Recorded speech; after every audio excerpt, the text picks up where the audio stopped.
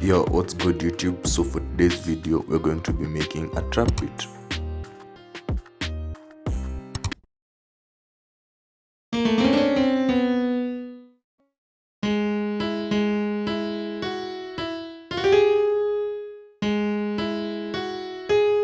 I'm going to copy this pattern over and repeat it.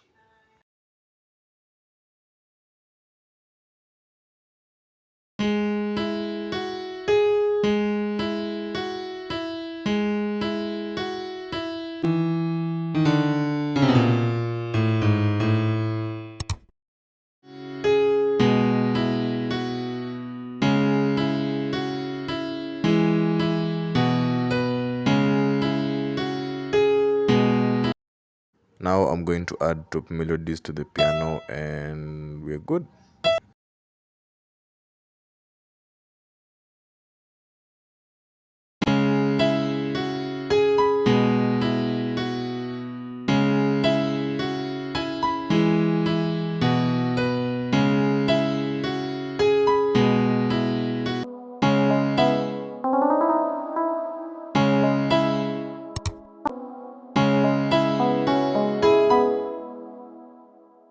Let me do some bit of sound selection.